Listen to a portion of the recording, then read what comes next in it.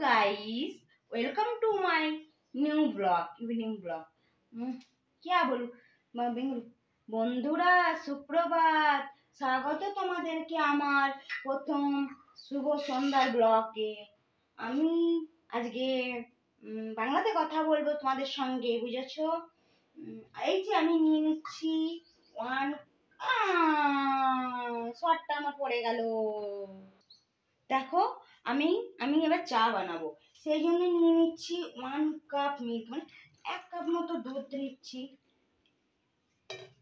দেখেছো, 1 কাপ দুধ নিলাম। আর নিয়ে নেবো 1 কাপ মতো জল। আর এতে কি দেবো? এতে দেবো চা পাতা।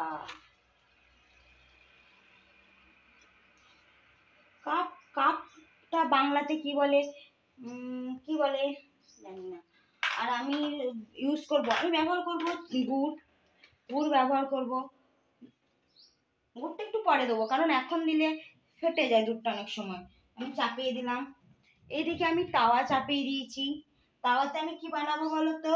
আমি বানাবো প্যানকেক, বড় লোকিয়া খাবার, বুঝেছো? প্যানকেক। আমরা তো আমার দিদারা খাওয়াতো, আমার দিদারা বলতো এটা গোলা রুটি, কিন্তু এখন বড় লোকিয়া খাবার তৈরি হয়েছে। এটাতে মধ্যে সুজি আছে, আর আছে চিড়ে, আর আছে তোমার ওটস। এটাকে আমি 10 মিনিট ভিজিয়ে রেখেছি। এবার আমি এই বড় লোকিয়া খাবারটা বানাবো, সেই জন্য আমি দিয়ে দেবো 1 টুকরো বাটার, মানে হচ্ছে মাখন। এবার আমি তাওয়ার মধ্যে দিয়ে দিলাম সেই গুলে রাখা বাটারটা। আমি কিছুক্ষণের জন্য এটা ঢাকা দিয়ে দিয়েছি। আর এইদিকে আমার চা গরম হচ্ছে। তোমরা বলবে আমার প্রথম ব্লগটা তোমাদের কেমন লাগলো। দেখো বন্ধুরা, কি সুন্দর একটা দিক হয়ে গেছে, আর একটা দিক হলেই আমার প্যানকেক রেডি। চা ফুটে গিয়েছে, এবার আমি চায়ের মধ্যে দিয়ে দেবো গুড়। দেখো বন্ধুরা, আমার চায়ের রং একদম লাল হয়ে গেছে। এবার আমি নামিয়ে নেবো।